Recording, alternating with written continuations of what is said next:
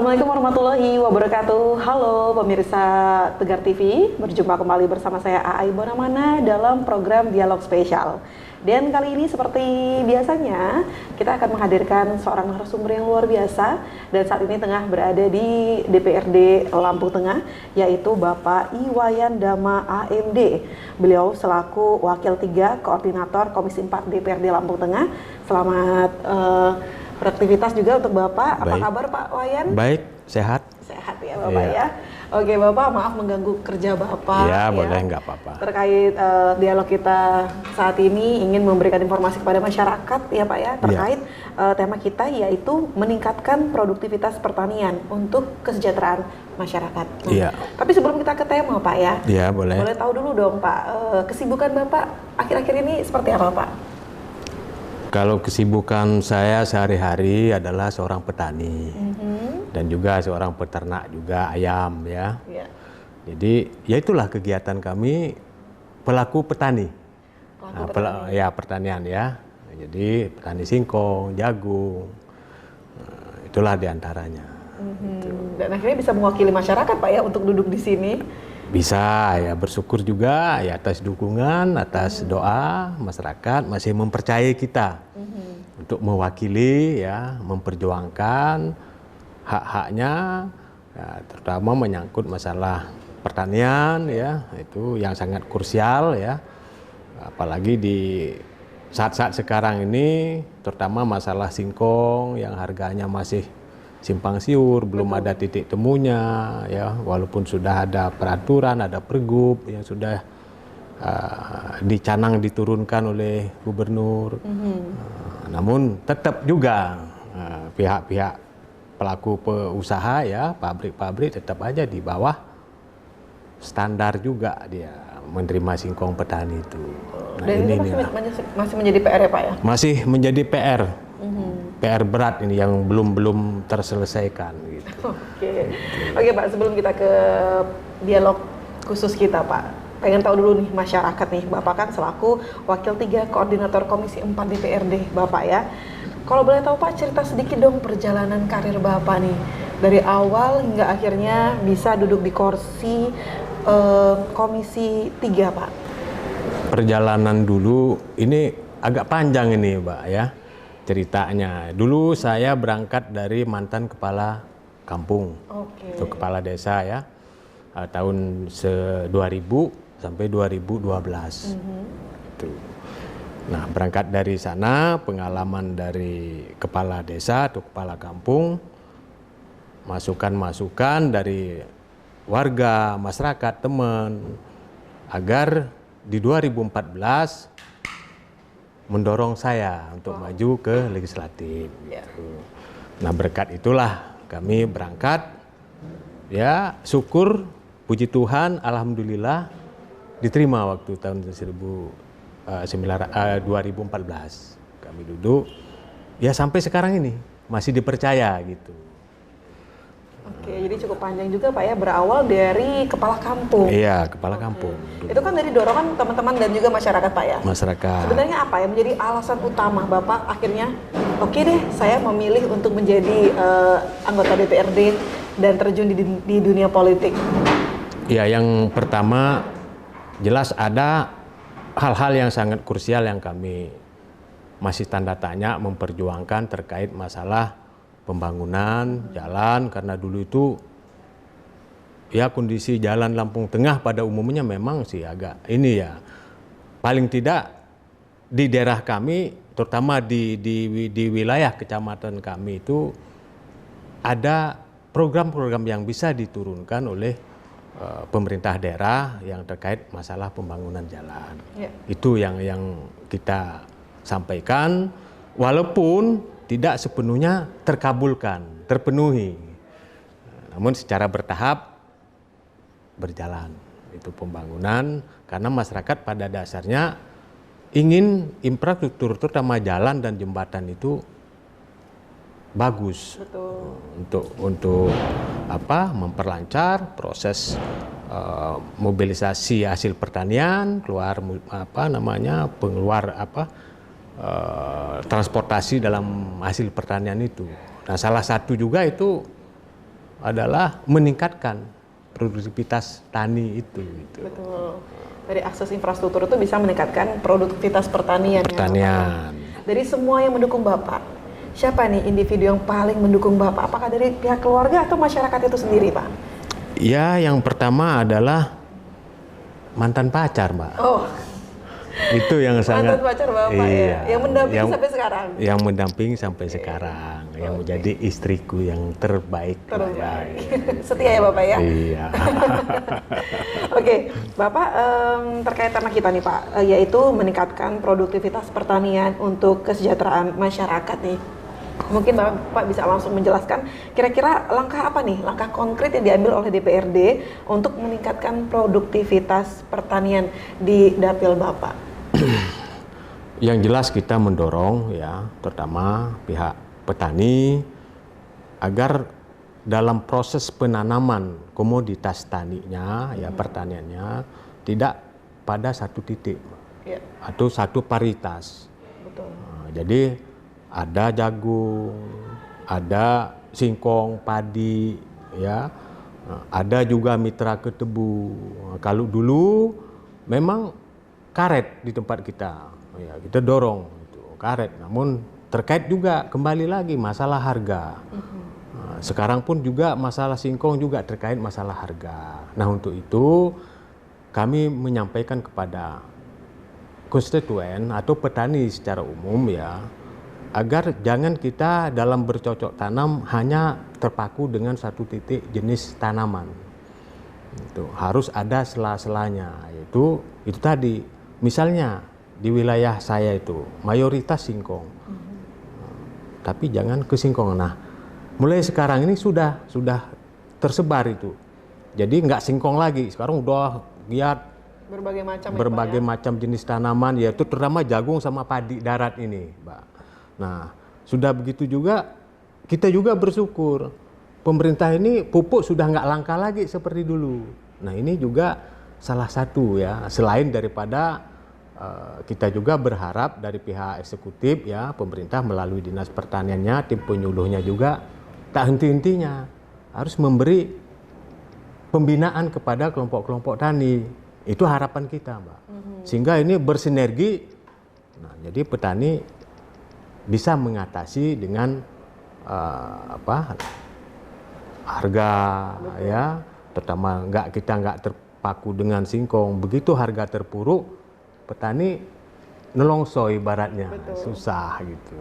Ada opsi lain dari tanaman lain yang ditanam Pak ya selain singkong? Ada, masih berpotensi benar. Betul. Atau bermitra juga dari tebu, sebenarnya bisa itu. Hanya saja dulu banyak teman-teman petani yang bermitra dengan tebu, dapat jatah pupuknya nggak full di tanaman itu, sehingga produksinya nggak maksimal gitu. Nah, itu jadi itulah ya, semua kita tidak terpaku dengan satu jenis tanaman. Oke. Menarik sekali pemirsa, saya akan masih mengajak ngobrol nih Bapak Wayan, tapi setelah jeda berikut ini jangan kemana-mana, tetap di Dialog Spesial Tegar TV.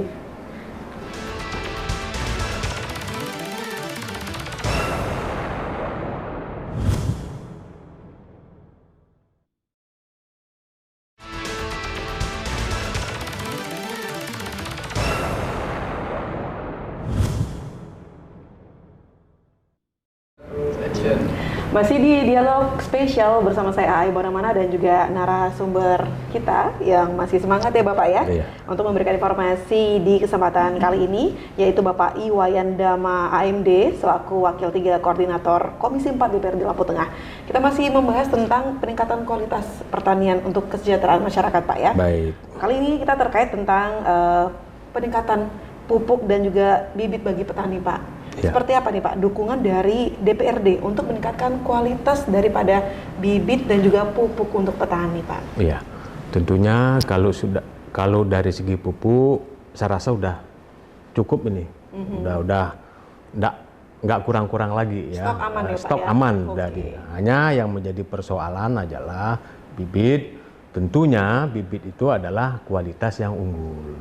Itu harapannya ya, apalagi sekarang ada dari program-program pemerintah ya tentang bibit padi, pemberian bibit padi melalui kelompok-kelompok tani, bibit jagung. Ini sampai saat ini memang sudah menyebar, sudah turun ke bawah, baik melalui program-program pusat ya yang diturunkan oleh DPR RI yang mewakili Lampung 2 ya, itu Pak Ketut Suendra, itu sudah menyebar luas. Tinggal nanti ini masyarakat menggunakan itu. Kadang masyarakat ini sebelum dia buktikan dia sudah nggak pede, ini bibit ini bener nggak unggul apa enggak. Nah, ini persoalan, padahal itu betul ya. Hanya saja masyarakat untuk meminimal ya pengeluaran daripada usaha taninya karena dapat bantuan bibit ya. Nah, ini yang kita dorong ke masyarakat agar tetap menggunakan bibit-bibit unggul yang dapat subsidi atau bantuan dari pemerintah. Gitu. Oke.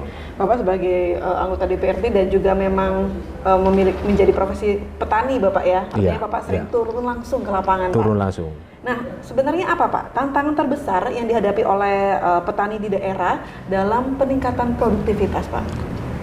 Tantangannya itu sebenarnya yang terakhir itu adalah harga, Mbak. Harga. Ya. Harga. Kalau teknis dalam penanaman itu tidak begitu sulit. Teknis penanaman, pemupukan, ya, penyemprotan itu tidak begitu sulit. Karena biasanya pada saat panen raya, contoh jagung sudah ditetapkan oleh pemerintah yaitu seharga 4.500. Pada saat panen raya dia akan ketemu harga 3.600. Begitu juga gabah padi ditetapkan oleh pemerintah 6.500. Pada saat panen raya dia jeblok, dia mencapai 5.000. 5.200, 600 sekitar itu. Nah, inilah yang kadang-kadang mematahkan semangat petani. Sehingga dia tidak lagi berambisi untuk meningkatkan hasilnya. Nah, khawatir ya Pak? Khawatir nanti harganya turun lagi. Iya. Nah, itu memang menjadi kendala dari tahun ke tahun itu, Pak. Iya. Nah, jadi makanya harapan kami ya apa yang sudah ditetapkan menjadi ketetapan pemerintah tentang komoditas tertentu seperti jagung dan gabah, harapan kami itu stabil. Itu harapan kami sebenarnya. Oke, kalau tadi dari mulai pembibitan, pemupukan sampai harga yang masih menjadi PR ya Pak ya. Iya. Tapi kalau untuk akses pasar sendiri Pak, untuk penjualan petani ke berbagai elemen itu bagaimana Pak? Apakah ada yang menampung dari hasil bumi yang ditanam Pak? Kalau ada yang menampung selama ini bilang ada, tetapi kan melalui tengkulak, melalui agen-agen yang turun ke bawah, yang membeli hasil tani ya seperti jagung ya seperti padi itu kan melalui agen-agen. Iya. Nah, itulah yang membeli. Cuman petani ini kan tidak terbiasa stok. Seperti misalnya dia jemur dulu, dikeringkan, di stok, tidak ya. Karena apa? Alasannya ya kembali masalah perut. Punya tanah segitu, sedikit. Besok anak butuh sekolah segala macam ya mau nggak mau ya dijual. Itu persoalannya. Oh, masih menjadi persoalan ya Bapak ya. Oke Pak, kali ini Pak untuk upaya yang dilakukan oleh DPRD untuk meningkatkan kualitas sumber daya manusia di bidang pertanian. Apa mungkin dari penyuluhannya atau mungkin dari petaninya diikutkan pelatihan seperti apa Pak? Ya itu tadi memfungsikan lagi ya tim penyuluh yang ada di kabupaten ini, di pemerintahan daerah ini turun melalui kelompok tani, melalui gapoktannya secara intensif itu, dan mereka harus turun juga ke lapangan melihat mana di kelompok-kelompoknya apa tanamannya dia. Mana nih kelompok yang nanam jagung ya atau nanam palawija lah ya, jagung, padi itu yang lainnya. Mana yang kelompok tanam ubi kayu agar hasilnya lebih maksimal dengan umur tanaman yang juga yang standar gitu. Itu adalah satu-satunya secara intensif tim penyuluhnya yang harus turun gitu. Termasuk dengan penggunaan teknologi sekarang, teknologinya ya, ada teknologi, ada model apalagi pupuk yang ini ya kan, ada juga pupuk organik, pupuk cair kan, tidak kimia aja gitu. Jadi secara berkolaborasi itu Mbak, harus, kalau nggak ada seperti itu ya itu tadi petani hanya menanam menjual seperti tradisi lah ibaratnya. Kadang ya walaupun ada yang satu dua mengikuti teknologi tapi nggak begitu, tidak ada peningkatan ya Pak, tidak ada peningkatannya. Oke, nah lalu Pak, bagaimana nih cara DPRD memastikan bahwa anggaran pertanian yang digunakan itu bisa digunakan secara efektif dan efisien Pak? Iya, jadi DPRD ini adalah salah satu fungsi pengawasan ya. Betul. Melalui dinas pertaniannya ya kita cek apa anggarannya, berapa kebutuhan ini di mana saja. Nah, kalau itu menyangkut di daerah di luar dapil kita ya kita akan sampaikan. Harusnya kelompok tani juga tahu. Itulah kita turun.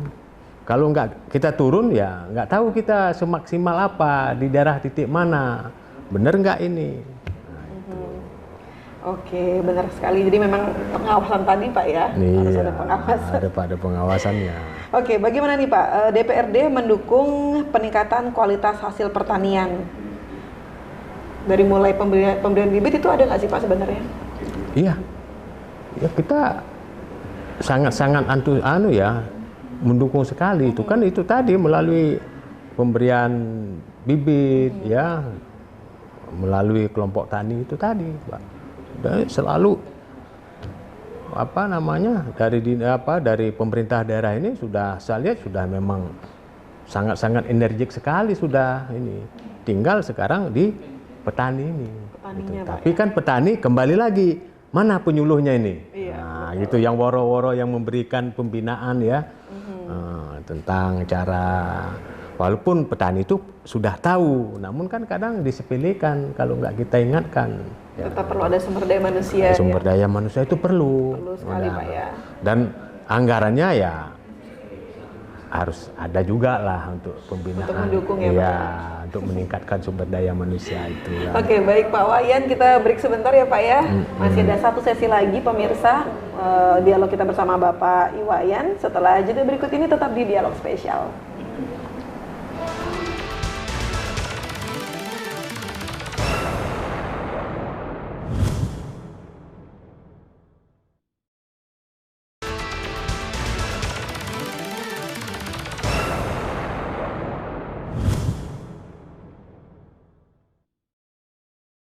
Kembali di Dialog Spesial bersama saya AI Baramana dan juga Bapak Iwayan Dama AMD di segmen ketiga ya Bapak ya? Iya. Bapak masih semangat Pak? Masih semangat. Masih. Oke Pak, kita masih membahas terkait tema kita Pak, yaitu meningkatkan produktivitas pertanian untuk kesejahteraan masyarakat. Apalagi kan Bapak memang pada dasarnya background Bapak petani Pak ya? Iya. Jadi Bapak paham betul nih apa saja kendala-kendalanya. Tapi kalau ngomongin soal kolaborasi Pak, nah bagaimana kolaborasi antara DPRD dengan pemerintah pusat dan juga pihak swasta untuk meningkatkan produktivitas pertanian Pak? Iya, jadi kembali lagi salah satu fungsi, saya ulangi lagi, salah satu fungsi DPRD adalah pengawasan ya, pengawasan dalam berbagai hal ya, menyangkut tentang kebijakan pemerintah daerah ya, baik terkait dengan dana yang diturunkan dianggarkan melalui dari Dinas Pertanian, juga kaitan juga dengan swasta, ya, yang apa namanya selalu berhubungan, swasta juga penyandang dananya untuk kegiatan pertanian itu. Nah kami selalu mendorong juga ya, mendorong program-program apa yang ada di pusat yang kaitan dengan bantuan pertanian ya. Itu pertanian itu kan banyak itu Mbak. Betul. Ya, dari bibitnya, alsintanya ya kan itu yang menunjang.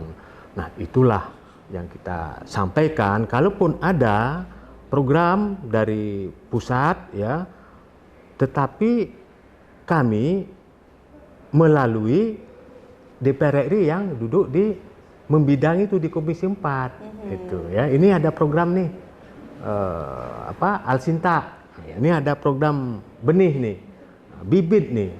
Nah, kita sampaikan.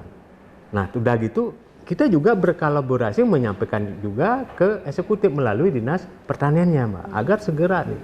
Oh, ini kami akan menurunkan ini melalui DPR ini, ada bantuan benih, ada bantuan bibit atau Alsinta. Nah, tetap berkolaborasi dengan Dinas Pertanian yang terkait itu. Nah, inilah yang kita tetap selalu memantau, selalu menginformasikan, minta juga penjelasan seperti apa nanti. Setelah itu barang itu sampai, bagaimana kelanjutannya. Jangan sampai barang itu sudah sampai, belum nyampe ke bawah yang membutuhkan. Itu tadi. Nah, kadang juga ada yang nakal, itu yang kadang kita ini kan dindepnya dulu entah ini. Nah, ini yang kadang menjadi persoalan. Mudah-mudahan itu tidak ada. Tidak ada, karena pengawasan sekarang ini kan bukan hanya Dewan saja untuk bantuan-bantuan itu kan. Nah, dari rekan-rekan media kan juga ikut mengawasi, ya. Nah, kalau dengan pihak swasta, itu tadi, swasta ini memang dia ujungnya kan apa? Dia kan juga mencari keuntungan. Betul. Ya, tetap ya jangan ini ya, wajar-wajar saja lah. Patok harganya, Pak, ya. Ya, jangan terlalu nemen-nemen gitu. Oke, tadi ngomongin soal program yang ditetapkan oleh pusat ya, Pak, ya. Nah, bagaimana nih DPRD memastikan bahwa program-program pertanian bisa dinikmati oleh seluruh lapisan masyarakat, Pak? Ya, jadi memang sih kadang-kadang kita memastikan itu secara keseluruhan memang agak sulit sih. Tapi paling tidak di seputaran itu ya kita itu tadi, Mbak, kita berkolaborasi, kita menyampaikan, tanyakan dulu dengan kalau ini program ini dibawa oleh DPR RI yang duduk di pusat itu, ya kita akan menanyakan ke situ, di mana saja nih di Lampung Tengah ini titik-titik bantuan yang dapat. Nah, sudah begitu bagaimana kita juga berkolaborasi dengan Dinas Pertanian, itu menanyakan benar nggak ini ada program ini nih, itu kapan mau diturunkan, jadwalnya kapan, di mana-mana, terutama di wilayah dapil saya tentunya. Gitu loh, Pak. Kalau yang lain kita nggak tahu itu ya. Sesuai job deskripsi masing-masing, Pak, ya. Betul. Oke, Pak, sedikit dong Pak spill program kerja Bapak nih di 2026 seperti apa, Pak, untuk peningkatan produktivitas pertanian, Pak? Iya, jadi untuk di 2006 harapan kami ya bahwa bantuan-bantuan itu betul-betul sampai ke bawah ke masyarakat ya yang membutuhkan.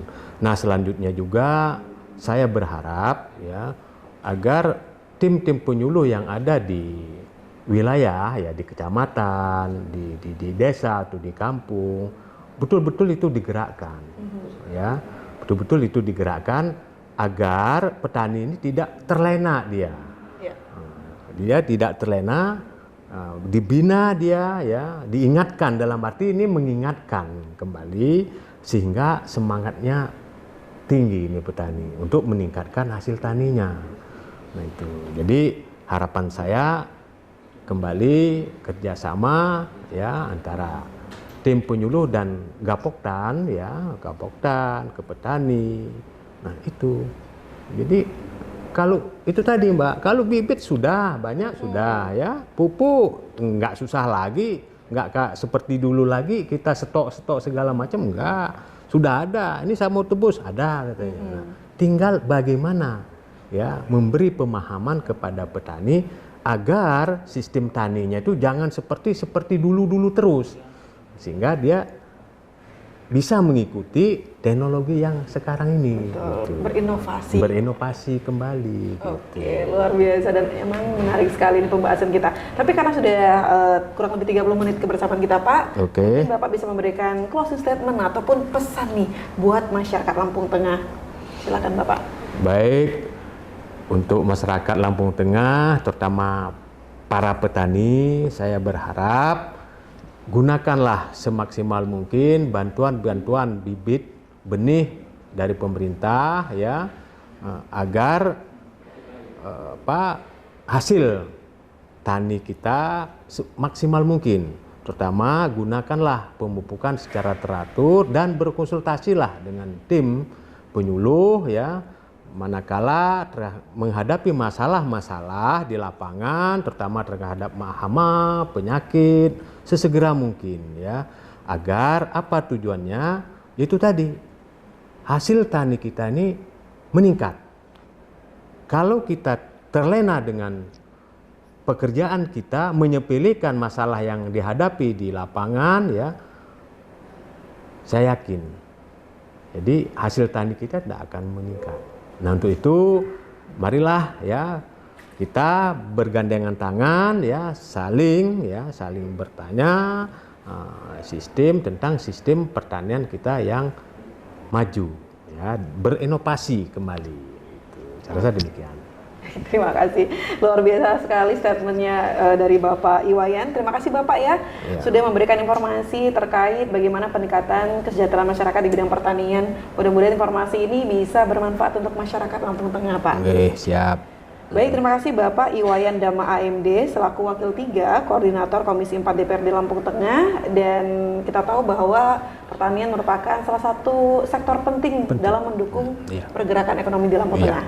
Untuk itu dukungan dari masyarakat dan kinerja dari pemerintah daerah dan juga DPRD perlu kita dukung bersama-sama untuk mendapatkan peningkatan kesejahteraan masyarakat. Saya Ai Bonamana dan juga Bapak Iwayan Dama pamit undur diri. Wassalamualaikum warahmatullahi wabarakatuh. Terima kasih.